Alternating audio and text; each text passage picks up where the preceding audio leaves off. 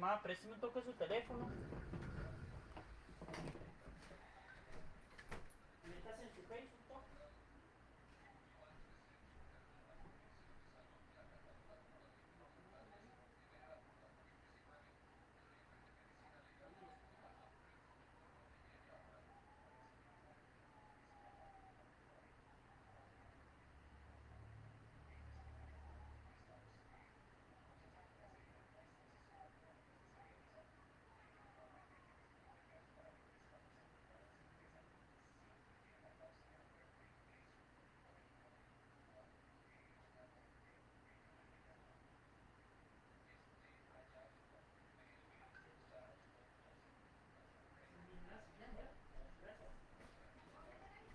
Sí, si quieres.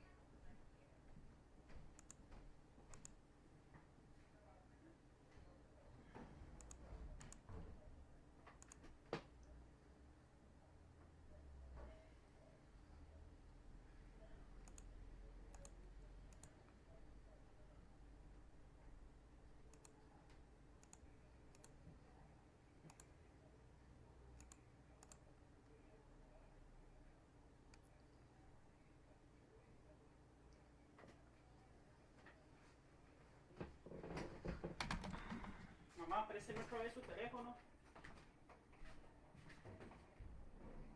Présteme otra vez.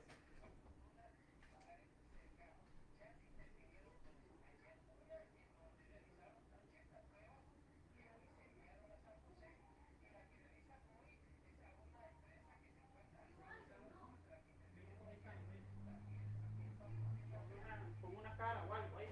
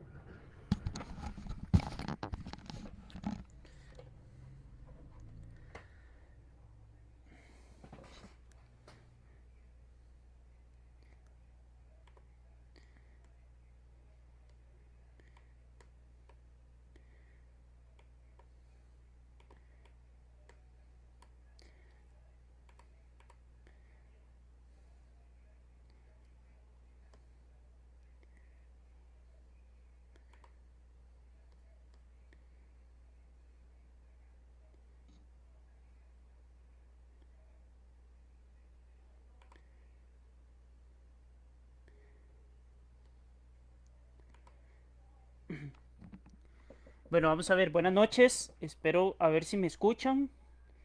Me confirman aquí por el chat si me puedo escuchar, por favor.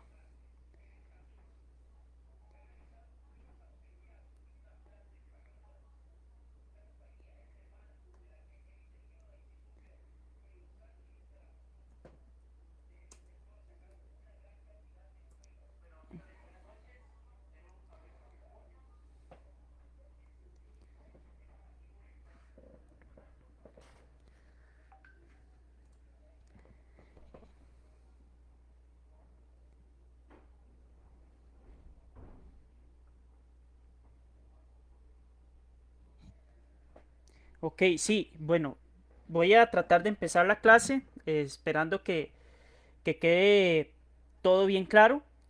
Buenas noches, un placer saludarlos. Espero que estén todos bien, que estén en sus casas y siguiendo las disposiciones del Ministerio de Salud en la medida que se pueda. Yo sé que hay gente que tiene que salir a trabajar, conozco que hay necesidades y pues bueno, vamos a probar cómo nos va con esta clase. Eh, con esta clase de geopolítica mundial y es el primer tema del imperialismo que fue lo único que pudimos ver en el aula, pero como han pasado y han trascendido tantos meses, pues yo decidí eh, retomarla.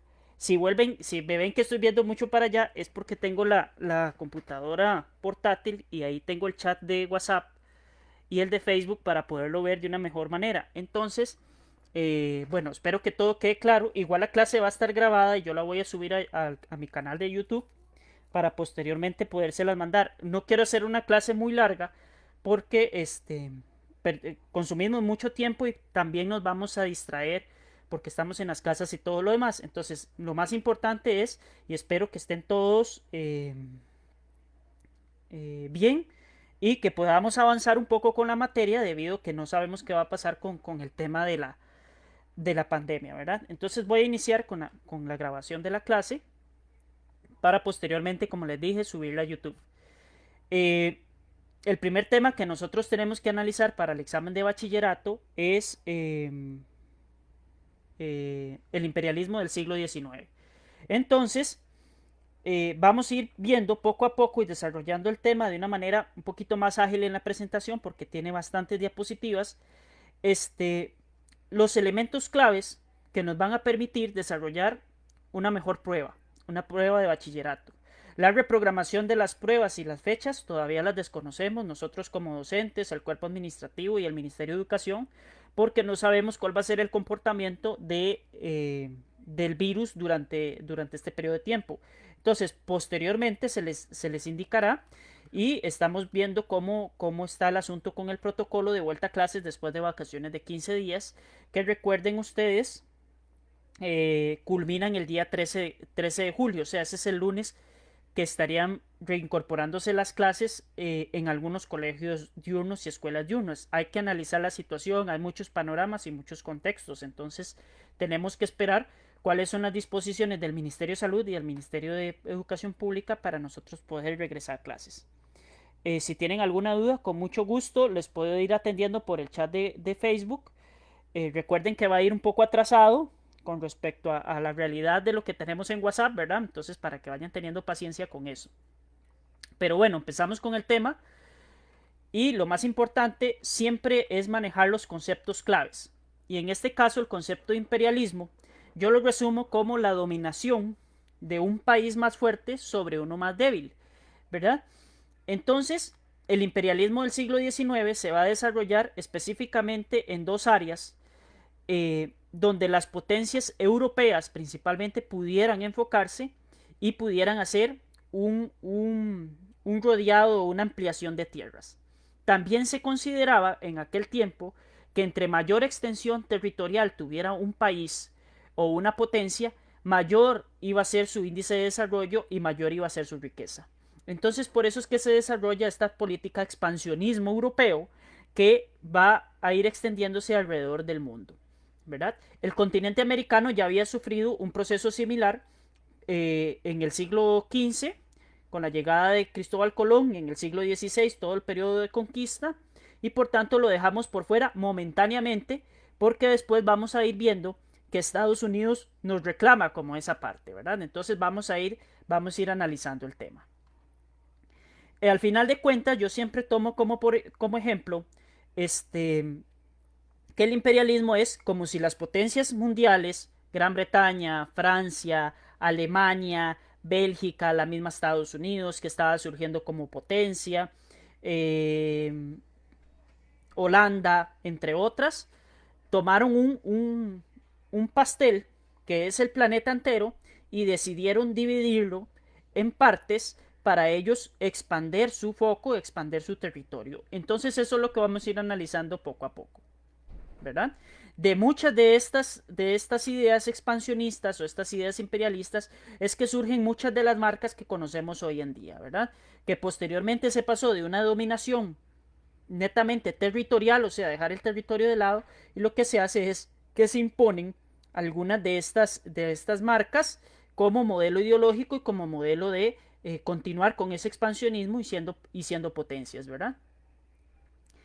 El expansionismo va a empezar en el año 1870 más o menos. Ahí estamos en un periodo con la segunda revolución industrial.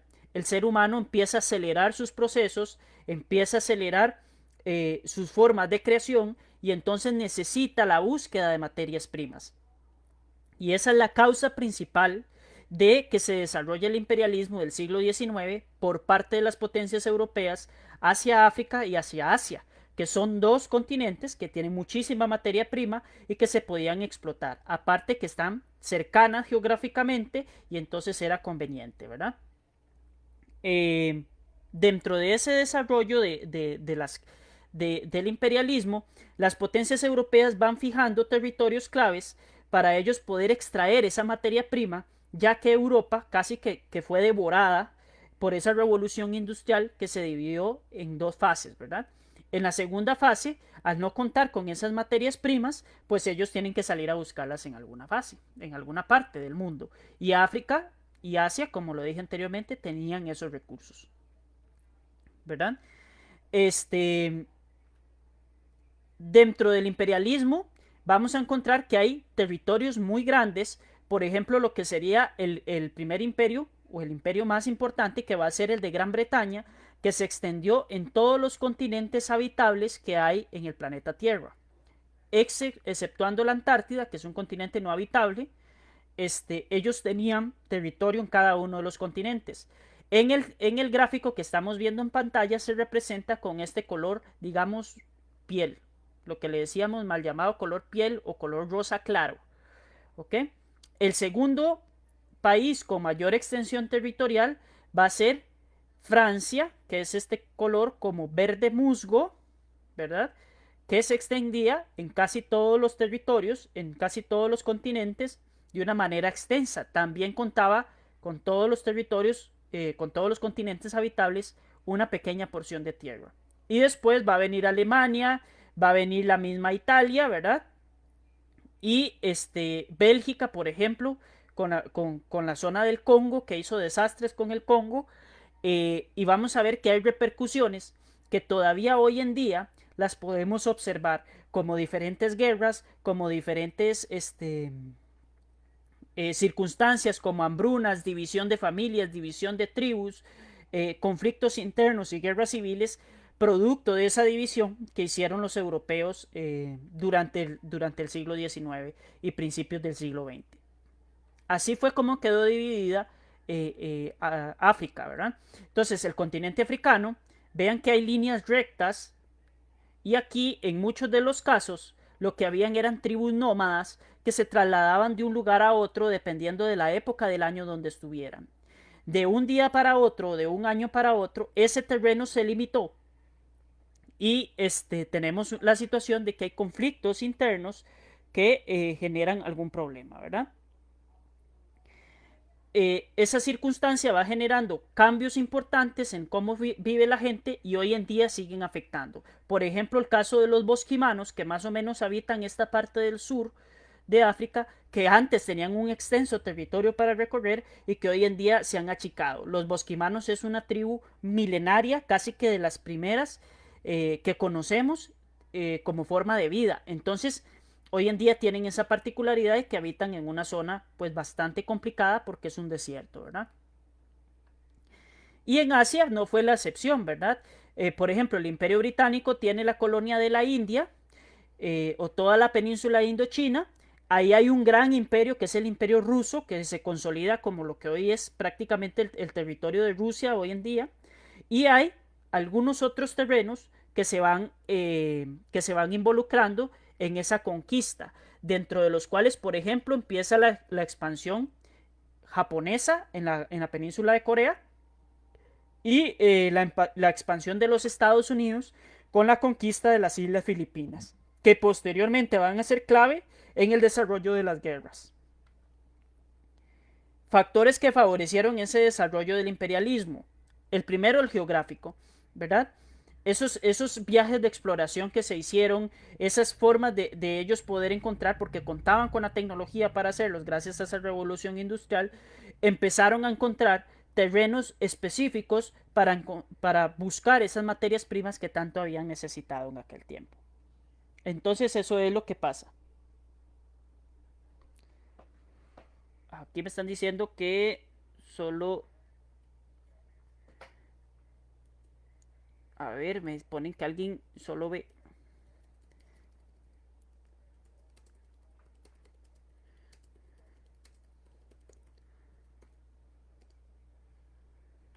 Ok. Seguimos aquí. Vamos a ver si a Lindsay se le repara el asunto.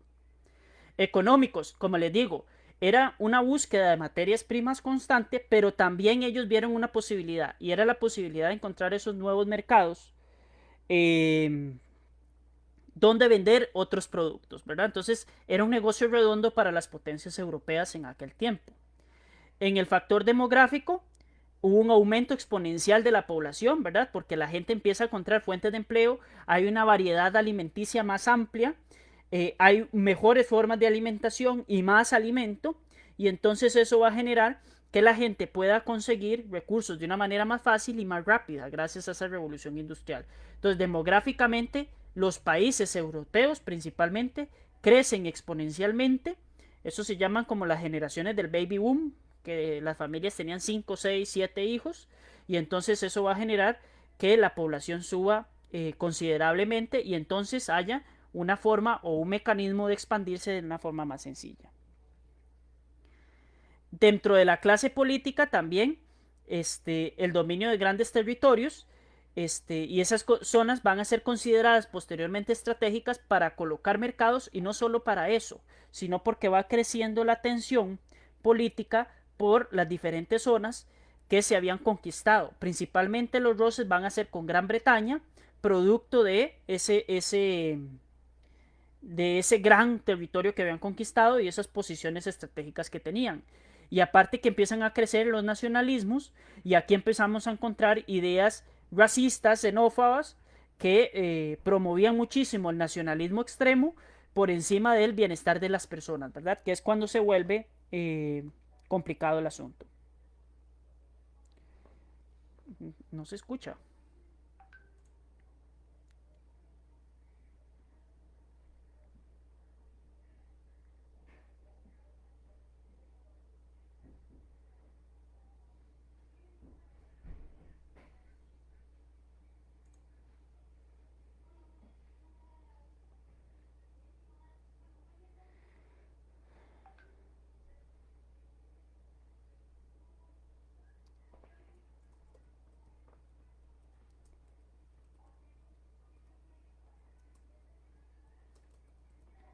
Sí, yo he estado probando y si escucho, digamos, si escucho, por ejemplo, en el celular de mi mamá se escucha bien y en otros links sí se escucha bien. De hecho aquí lo tengo, déjenme ver si lo puedo abrir en una pestaña nueva, porque sí, sí, sí se escucha. O sea, yo sí me escucho. Vamos a ver.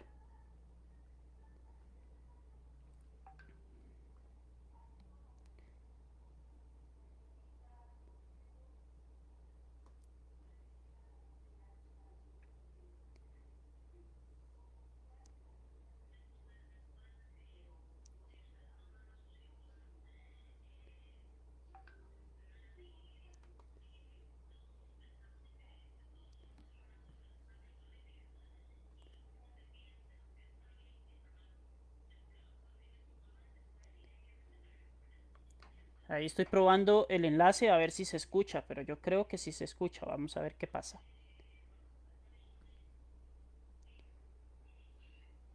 Estoy probando el audio, dame un momentito nada más.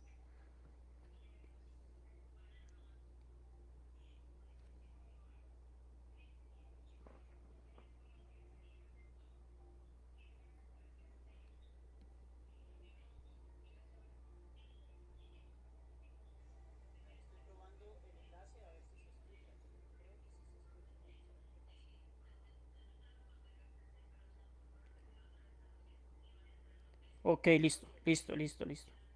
Entonces puedo seguir.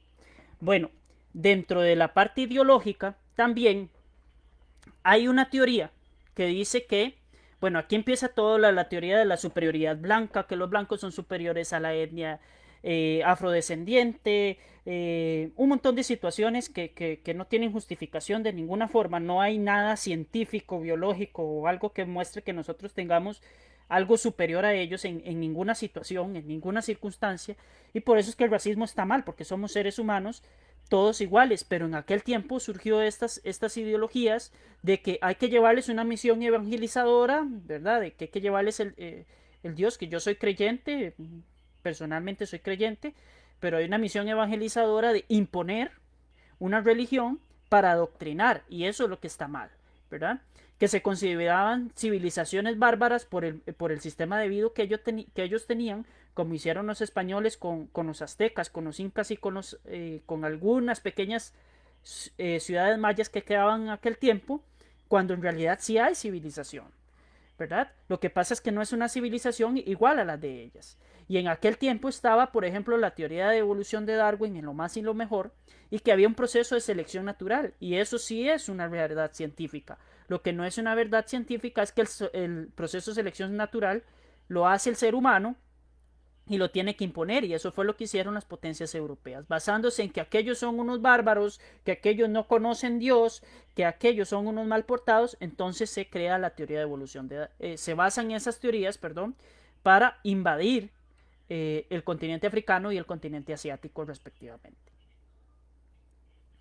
Hay muchos tipos de imperialismo, esto me lo voy a ir nada más eh, saltando en algunos pasos, pero hay algo muy importante, que es cuando nace el cártel, que es un grupo de empresarios que se colocan y que yo creo que todavía existen, porque ellos se colocan en conjunto porque venden el mismo artículo. Entonces, por ejemplo, si yo tengo esta botella de agua y esta botella de agua me cuesta a mí 1.000 colones, pero tengo una competencia que tiene una botella de agua de diferente estilo, pero que le cabe la misma cantidad de agua y él lo vende a 990 colones, él y yo nos ponemos de acuerdo para tener esos precios. ¿Por qué? Porque al final de la botella de agua, en precio de producción, puede ser que costó 100 o 200 colones hacerla, pero yo tengo que tener una ganancia, y esa ganancia yo me pongo de acuerdo con otra persona para que tenga un nivel de competencia y un margen de precios que yo pueda competir, que seamos competitivos los dos y que tengamos ganancias los dos. Entonces ahí es cuando nace el cártel y entonces los productos ya no tienen un precio, digamos, muy variante uno del otro, sino que hay un estándar de precios, ¿verdad? De que no se vende muy debajo de ese precio o muy encima de ese precio, ¿no? Dentro de los tipos de imperialismo, que esto también lo voy a ir mencionando nada más, el territorial, que es cuando la potencia invade propiamente y establece ahí unidades militares que cuidan eso. Política, que es cuando las metrópolis, que son los países potencia, lo que hacen es que agarran y copian su modelo político y lo instauran en la colonia que tienen. Entonces, por ejemplo, Gran Bretaña agarra su congreso o su parlamento y lo instaura en Sudáfrica, por ejemplo, para tener un estilo de gobierno muy similar al que tienen en Gran Bretaña, ¿verdad? Entonces, de eso se trata.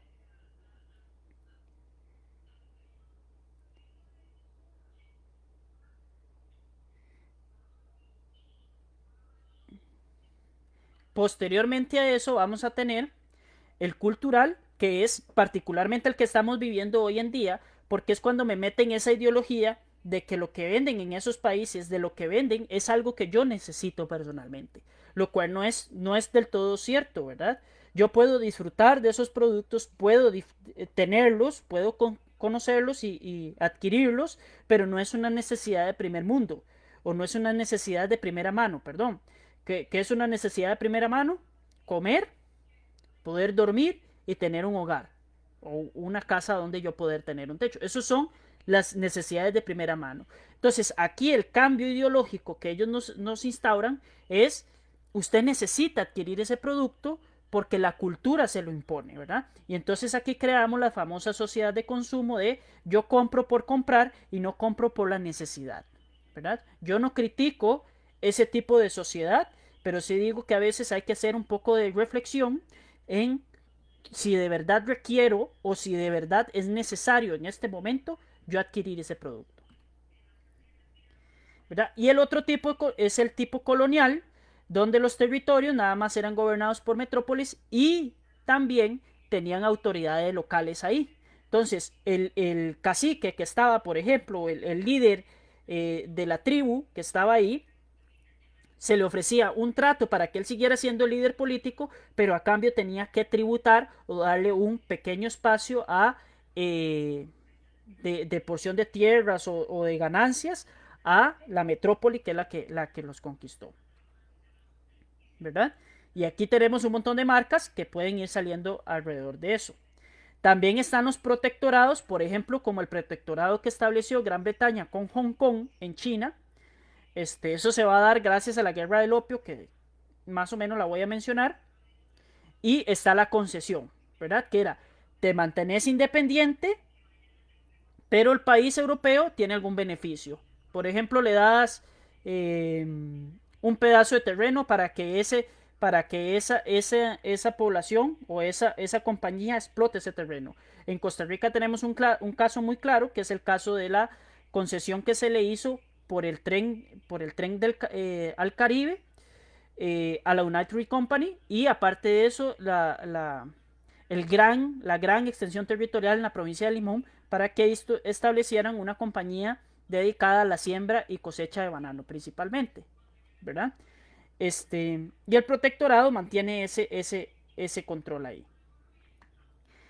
¿Cómo se divide en todo esto? Ellos tuvieron que hacer un acuerdo, los países, y para eso se hizo la Conferencia de Berlín en 1885, que es donde las potencias europeas empiezan a dividirse los continentes de acuerdo a sus necesidades, ¿verdad? De acuerdo a sus funciones. Una potencia que en aquel tiempo iba surgiendo, que sí tenía materia prima en su territorio todavía y que sí podía construir todavía, va a ser Alemania. Y Alemania va a quedar poco contenta porque sus terrenos, por ejemplo, en las colonias africanas, quedaron muy separadas y no se conectaban unas con las otras. Caso contrario de los británicos, representados con el color rojo, perdón, y los franceses con el color azul. Entonces, ese descontento posteriormente va a ser una de las causas principales para el inicio de la Primera Guerra Mundial, ¿verdad? una guerra que hubo muy importante es el comercio que se tenía por el opio. El opio es una droga muy adictiva que se consume principalmente en Oriente, ¿verdad? En los países asiáticos.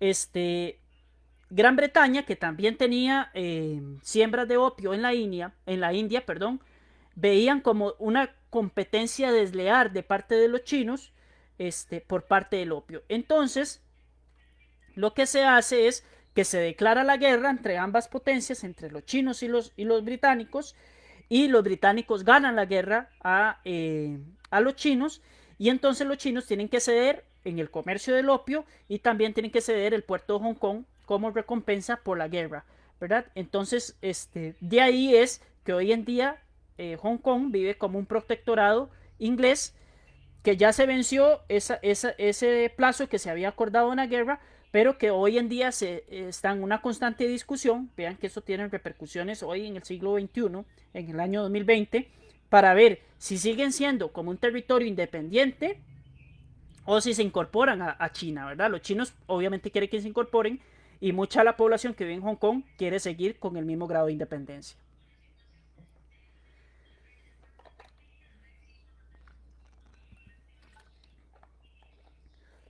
Y aquí es cuando vemos que surge Estados Unidos como una potencia mundial. ¿En qué sentido? Estados Unidos va creando una expansión, pero sobre su territorio. Entonces, ellos empiezan en esta zona, que está acá, que es lo que se conocían como las 13 colonias americanas, independientes del Reino Unido, ¿verdad? Y ellos empiezan su expansión. Primero, declaran la guerra hispano-estadounidense, aquí, que es en la península de la Florida. Posteriormente se van expandiendo, van haciendo la expansión hacia el oeste hasta llegar a California, que lo que están buscando ahí es oro. Y ahí es donde se desarrolla la fiebre del oro. Ahí es donde se desarrollan las películas estas de vaqueros, ¿verdad? Donde tenían problemas, donde... Ok, ahí tengo una pregunta de Alan que ya casi te la contesto. Cuando ellos llegan ahí a la, a la costa oeste de los Estados Unidos es cuando logran establecer su territorio. Y posteriormente, el estado de Texas, ellos tienen una guerra con México por ese territorio y le ganan la guerra a México. Entonces ahí se consolida, digamos, la parte territorial más grande de Estados Unidos. Y por último, consolidan su terreno cuando le compran por 8 millones de dólares el estado de Alaska a Rusia, que posteriormente imagino que los rusos se deben de arrepentir porque el estado de Alaska es rico en petróleo y tiene es clave en la posición geográfica que tiene Alaska respecto a los rusos, que muchos años después se van a convertir en, en competencia, ¿verdad? Alan me pregunta en el chat de Facebook que dice, profe, ¿por qué hoy en día China conserva más su cultura antigua que otros países? Y eso es muy fácil. Después de la Segunda Guerra Mundial, cuando acaba la guerra y que Japón pierde la guerra porque Japón invadió China, este, llega un señor que se llama Deng Xiaoping. Deng Xiaoping dice que lo más importante para ellos recuperar China como potencia es restablecer esos valores culturales. Entonces él le trae, digamos, eh, como, como, como potencia, trae todos esos valores culturales milenarios chinos, los trae a la actualidad y entonces por eso es que ellos conservan muchísimo. Y los chinos estuvieron aislados muchísimo tiempo, casi 1000 años aislados en esa zona, ¿verdad? Entonces sí, sí, sí, por eso los chinos conservan mucho, mucho su cultura. Seguimos.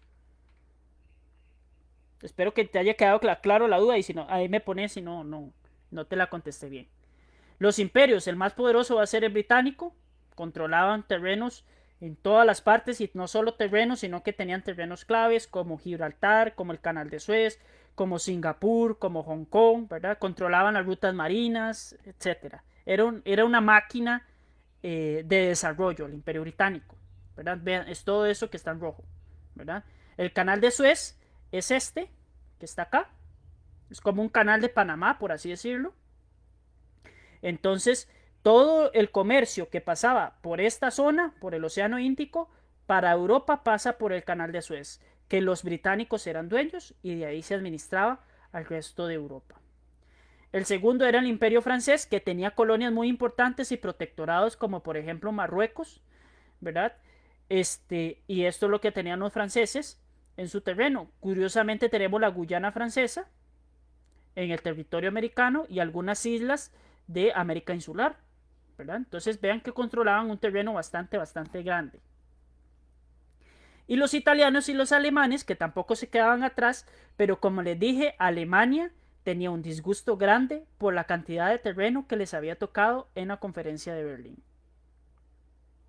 Y el imperio ruso, que es casi la Rusia actual, nada más que absorbe países como Estonia, Letonia, Lituania, Bielorrusia, Ucrania, Kazajistán, Moldavia, Uzbekistán, Turkmenistán y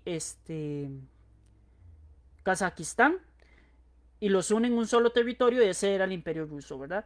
Lo que pasa es que el imperio ruso sí tenía una densidad de población muy amplia, pero no estaba tan desarrollada a nivel industrial como sí lo estaban las otras. Esta era un imperio, digamos, concentrado en el poder del zar, que era su rey, pero muy agrícola, muy dedicada a la agricultura.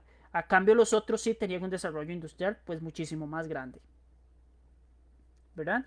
Y aquí les pongo un resumen más o menos de qué significa el imperialismo, ¿verdad? Que la pueden repasar, eso está en la antología que yo les envié, para que puedan ver esta imagen que lo permite, ¿verdad? Los factores que lo propiciaron, como lo dice, la base ideológica, ¿verdad? Que son superiores, entre comillas, la superioridad técnica y militar, que eso sí la tenían, ¿verdad? El excedente de población europea, tenían mucha gente, y búsqueda de prestigio y política internacional. Entonces eso era básicamente en lo que se basaron, ¿verdad? Se basaron en 3 continentes, África, Asia y Oceanía, y vamos a ver qué pasaba con el caso de los Estados Unidos. Vamos a ver, creo que se me detuvo la cámara, vamos a ponerlo otra vez.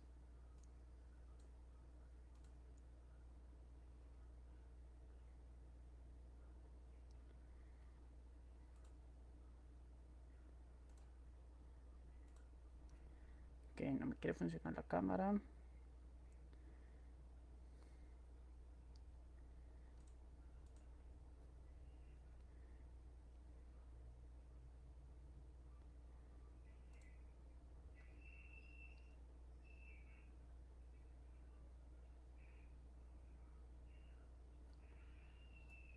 A ver, regálame un segundo, tengo un problemita técnico.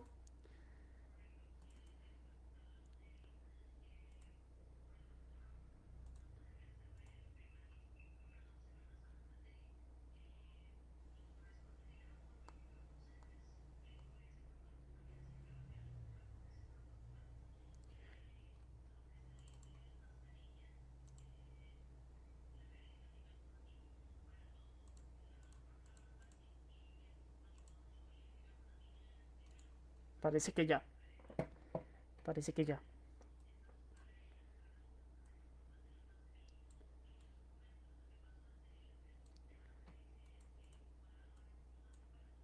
Ahí está, seguimos entonces.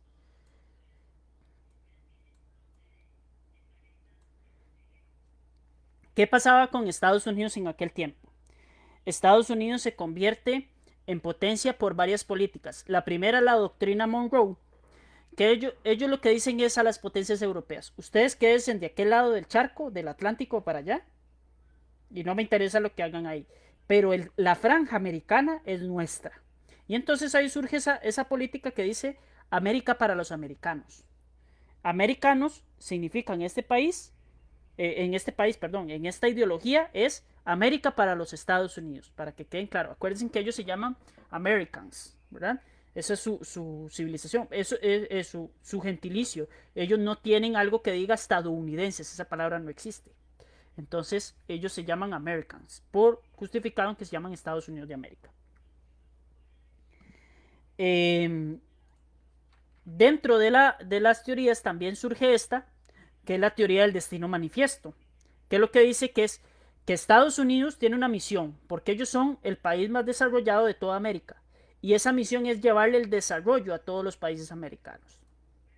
Y ahí se coloca la diplomacia del dólar, que es poco a poco convertir a los países en dependientes del dólar, ¿verdad? Hay muchos casos vívidos de injusticias que se vieron en el imperialismo. Por ejemplo, está el apartheid, que es un sistema donde separaron a los negros afrodescendientes de los blancos, separados totalmente.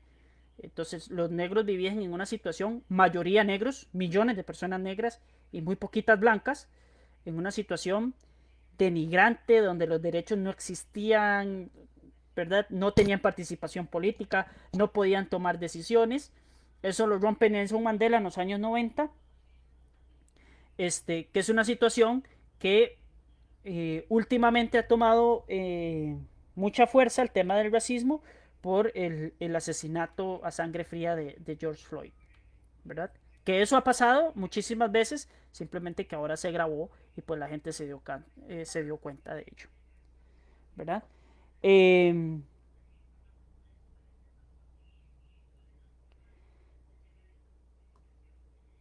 dentro de las principales medidas era prohibición de casamientos entre blancos y negros. Oigan ustedes, no se podían desplazar los negros en ciertas áreas determinadas de las ciudades de los blancos. Hay bastiones que separan a los blancos de los negros para vivir, ¿verdad? Se le confiscaban sus propiedades. Segregación de la población negra, ¿verdad? Por ejemplo, bebederos, baños públicos, autobuses y trenes eran trenes para blancos, trenes para negros. Y un sistema diferenciado de educación donde los blancos y los negros no se mezclaban. Entonces ustedes se imaginarán cómo era un hospital para negros y cómo era un hospital para blancos, que eran los que tenían el poder, ¿verdad? Y así sucesivamente. Este, por dicha eso se terminó con la política de Mandela, ¿verdad? Y hoy en día Sudáfrica es un país que se ha convertido en una potencia africana, donde la gente está tratando de vivir mejor. Eh, y se ha tratado de que los negros tomen ese rol preponderante que les toca porque son mayoría, sin embargo garantizando el derecho de la etnia blanca, ¿verdad? Que viven ahí, incluso de los mismos mestizos, ¿verdad? Han organizado un mundial de fútbol, que eso es algo muy importante, y dos mundiales de rugby, que también es algo de prestigio internacional para los sudafricanos. Y la otra situación que vimos, lamentable, la que opuso Leopoldo López, Leopoldo II, rey de Bélgica, sobre la región del Congo, que fue terrible lo que hizo este señor. Masacró, porque masacró este, 1 millón de congoleños, se dice, 1 millón de congoleños en un corto periodo de tiempo. Los explotó hasta matarlos de trabajo, ¿verdad? Mutilaba, asesinaba, cortaba, forzaba, etcétera. O sea, todo eso por la explotación de un material que es el caucho, que es con lo que se fabrican las suelas de los zapatos, las llantas de los carros, y este tipo de crueldades todavía, lastimosamente hoy en el siglo XXI, pues las estamos viendo. Y bueno, para ir cerrando la clase, les voy a ir mostrando el tema de la Primera Guerra Mundial. La Primera Guerra Mundial es sencilla de ver, es muy corta, porque el examen así lo plantea, no porque el evento histórico no haya sido importante. Entonces es algo que tenemos que tomar en cuenta. Entonces la Primera Guerra Mundial se le conoce como la Gran Guerra. Ella va a empezar en el año 1914 y va a culminar en el año 1918. Y ya van a ver que el estallido de la guerra es por una causa circunstancial, o sea, algo que pasó, algo que ocurrió que detonó la guerra, casualmente, ¿verdad? Se le conoce como la Gran Guerra, porque las situaciones que se vieron en la Primera Guerra Mundial, yo espero que la humanidad no las vuelva a vivir nunca más. Ni la primera ni la segunda, pero en la Primera Guerra. Lo que pasaron esos soldados y las personas que participaron en la guerra directamente y las familias de lo que pasó en ese acontecimiento, yo espero que la humanidad no vuelva a pasar por eso, ¿verdad? Resulta que para que empiece una guerra mundial o a escala global, se van generando dos bloques muy importantes. El primero va a ser el de la Triple Entente, conformado por los buenos. Les voy a decir los buenos, entre comillas, porque son los que ganaron la guerra, ¿verdad? Y entonces ellos son los que nos cuentan cómo es la guerra. Pero nos faltan muchos datos objetivos de lo que pasó en las guerras. Pero ellos son los que nos contaron la guerra y porque son los ganadores, digamos, que se ganan ese derecho, ¿verdad? La Triple Entente, me refiero con los buenos, son el Imperio Británico, el francés, los rusos y los estadounidenses. ¿Ok? La Primera Guerra Mundial empezó como una guerra europea y se mundializa la guerra cuando se incorpora Estados Unidos a la guerra. En tanto, la Triple Alianza se le conocen como los países malos, entre comillas, ¿verdad? Y les digo malos entre comillas porque les digo que faltan datos objetivos sobre esto, que es Alemania, Italia y el Imperio Austrohúngaro. Esos son los tres, los dos miembros. ¿Por qué es importante? Y yo les aconsejo que se los aprendan estos bloques, porque en la Segunda Guerra Mundial los nombres se intercambian. Entonces, los aliados van a ser Gran Bretaña, Francia, Estados Unidos y Rusia, y los países del eje van a ser Alemania, Italia y Japón en este caso. Ahí están más o menos los países. Italia se pasa de bando a la Triple Entente en el año 1915 por problemas internos con los otros dos países, con Alemania y con el Imperio Austrohúngaro. Las causas, ya les dije que con la división que habían hecho en África era una de las causas principales. El nacionalismo extremo, demostrar cuál era la potencia más poderosa y esperar el momento adecuado y el lugar determinado para empezar con la guerra. Y va a empezar acá. El Imperio Austrohúngaro estaba gobernado por un rey. Su hijo, el archiduque Francisco Fernando, fue enviado a hacer una gira por los países del este. ¿Ok? Cuando él llega a Bosnia-Herzegovina, él llega a una ciudad que se llama Sarajevo. Ahí una organización de estudiantes universitarios serbios, que se llamaba la mano negra, le pegan un tiro y lo matan al archiduque Francisco Fernando y a su esposa. Esa es la excusa principal para que inicie la guerra. ¿Por qué? Los serbios eran un país, digamos, independiente, que no quería ser parte del Imperio Austrohúngaro. Ellos no querían ser parte de ellos.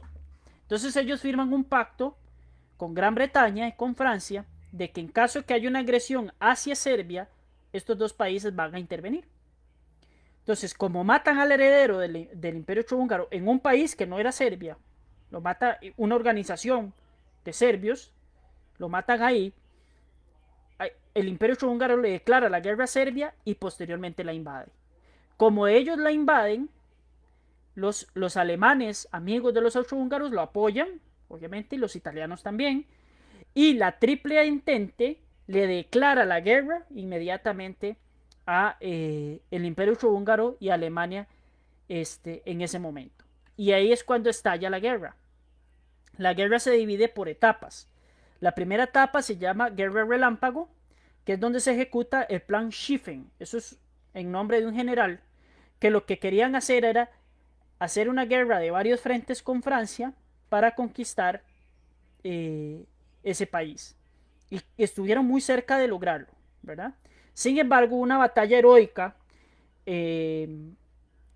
encabezada por franceses y apoyadas por los otros países, que va a ser la batalla de Maine. Ahí es donde se frena el avance alemán y no se puede ejecutar el plan Schlieffen, digamos, a cabalidad, ¿verdad? Ese plan Schlieffen, esa guerra relámpago, consistía en esta estrategia. Entonces Alemania invade Holanda, pasa por Bélgica y llega por detrás de París y pasan por Luxemburgo y todo lo demás. La batalla de Maine es establecer una línea defensiva para que Francia no caiga. Y entonces se viene la segunda etapa de la guerra, que es la más fea para mí y es la más complicada, por donde mayores crímenes contra la humanidad se cometieron. ¿En qué sentido? La imposibilidad de romper las líneas, ¿verdad?, de los ejércitos, excavaron trincheras. Entonces ahí se establecen, las trincheras son estas líneas en la tierra donde ellos se establecían. Lo que pasa es que la gente tiene la idea de que se metralleteaban de un lado al otro y que se volaban rifle de un lado al otro. No. En la Primera Guerra Mundial, en un inicio se peleaba con espadas y con puñales. Las pistolas o los rifles se usaban en casos extremos o muy pocas veces, ¿verdad? Entonces la guerra de trincheras o la guerra de posiciones principalmente es porque se establecen las potencias en zonas, digamos, estratégicas y ninguna de las dos avanza porque no hay una forma de avanzar. Esa es la guerra de trincheras. Sin embargo, sí trajo algo muy bueno, que fue algo muy bueno para la industria militar, ¿verdad? No para la humanidad, que fue un gran desarrollo tecnológico en armas. Por ejemplo, se diseñan granadas de mano, se diseñan morteros, ¿verdad?, esos que se ponen en el piso y disparan, ametralladoras, las lanzallamas ahí, cuando ustedes ven al sujeto, ¿verdad?, con unos tanques grandísimos, hay muchos videos de eso, los pueden buscar, donde va disparando fuego, ¿verdad?, y va quemando a todo el mundo, lo va quemando vivo ahí. Los gases asfixiantes, la aviación se perfecciona muchísimo y el tanque de guerra. Entonces, eso va a generar posteriormente que nosotros tengamos cosas como el sistema de aviación que tenemos hoy en día, que es el medio de transporte más seguro del mundo, y mucha tecnología médica que también se desarrolló en aquella época. Entonces, más o menos las trincheras se podían ver así. Los hombres pasaban ahí días, meses, incluso años, ¿verdad? Y no solo era eso, eran las enfermedades que habían ahí, la mala alimentación que tenían, las ratas y las plagas que pasaban por debajo de las trincheras. Todo eso lo vivían los hombres día con día, peleando una guerra que no tenía un avance significativo en ninguna de las partes, ¿verdad? Ahí podemos ver las trincheras. Vean, esto es una plaga de ratas, ¿verdad? Muchas enfermedades se dieron en esa época. Y la tercera y última fase es la mundialización de la guerra. Rusia se retira de la guerra porque tiene un problema interno, que es la revolución rusa, que la vamos a estar analizando más adelante. Y Estados Unidos se incorpora a la guerra. ¿Por qué Estados Unidos se incorpora a la guerra? Resulta que había un barco transatlántico que viajaba de Estados Unidos a Gran Bretaña. Submarinos alemanes ven ese barco, le disparan, lo hunden, y en el barco iban muchísimos ciudadanos estadounidenses. Estados Unidos, que se había mantenido neutral en la guerra, se incorpora a la guerra. Ellos llegan frescos, sin daños en su territorio, con su economía flameante, pudiendo construir porque no hay devastación como la tienen en Europa, y eso les va a dar el apoyo que necesitaban para que los países miembros de la Triple Entente pudieran vencer. Se termina la guerra, hay repercusiones terribles. Por ejemplo, se firma el Pacto de Versalles, que así es como se llamaba el pacto en aquel tiempo. La rendición alemana llega el 11 de noviembre de 1918, en donde el Kaiser Guillermo II, que era el rey de Alemania, abdica al trono y Alemania se convierte en una república. ¿Cuáles consecuencias hubieron para la guerra? Obviamente, deterioro en la infraestructura urbana y rural, pérdida de mano de obra, pérdida de vidas humanas, un endeudamiento extremo de parte de Europa con los Estados Unidos para poder reconstruir su continente. Se viene una crisis agrícola porque tras de eso se vino un invierno muy crudo. Pierden la superioridad económica las potencias europeas. Estados Unidos surge como potencia mundial.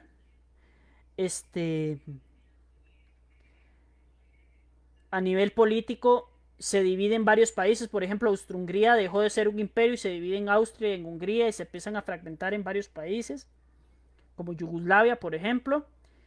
Este, Se funda esta cosa que se llamó la Liga de las Naciones, que tenía un papel muy similar al el de la Organización de las Naciones Unidas. Sin embargo, no fructificó, digamos, en su objetivo principal, que era mantener la paz a nivel mundial.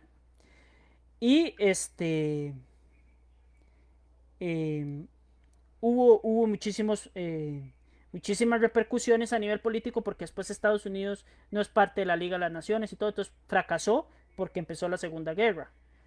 A nivel social, se dicen que son 10 millones de personas las que perdieron la vida. Este, Hubieron epidemias y condiciones de hambre, ¿verdad? Hubo muchas protestas, eso sí fue algo bueno, porque la gente empezó a reaccionar producto de las condiciones de vida en las que estaban no solo viviendo, sino trabajando, y empezaron a pedir mejores condiciones de vida, y ahí surge el movimiento obrero. Entonces, con ese inicio, y posteriormente se va a culminar muchos años después, es que se logran tener garantías laborales como jornadas laborales justas, como salarios mínimos, como vacaciones, etcétera, etcétera, que en aquel tiempo no se pagaban. Y la mujer se incorpora al mercado porque los hombres andan peleando. Entonces las mujeres se tienen que quedar a cargo de las fábricas, como está demostrado en la imagen. Ahí es cuando la mujer empieza con sus primeras luchas feministas a buscar igualdad de derechos e igualdad de condiciones para poder trabajar. Entonces ya no son mujeres dependientes, sino que son mujeres independientes que pueden tener un futuro sin necesidad de tener un varón a la par. ¿Verdad? Esto ya más o menos lo expliqué. Estados Unidos pasa a convertirse en la primera potencia porque se vuelve el prestamista de todos esos países europeos para que se vayan reconstruyendo. Y bueno, más o menos eso era lo que quería abarcar el día de hoy. Yo voy a tratar de estar reforzando. Recuerden que están las guías autónomas a los enlaces que yo les he mandado. Casi no he recibido guías autónomas. Ya las devolví. Las que me han enviado ya las regresé con corregidas, si tuvieran alguna corrección. Y esperemos vernos la otra semana para una clase grabada otra vez en Facebook Live. Espero que les haya gustado. No sé si tienen alguna duda o consulta. Los espero aquí por el chat. Y si no, se las puedo contestar vía WhatsApp con muchísimo gusto. Es un placer para mí haber estado con ustedes esta noche y espero que la temática les haya gustado, les haya quedado clara. Y vamos a ir reforzando los diferentes temas con algunas que otras actividades. De mi parte esto sería. Me despido muy gratamente y espero que nos veamos pronto. Muchas gracias.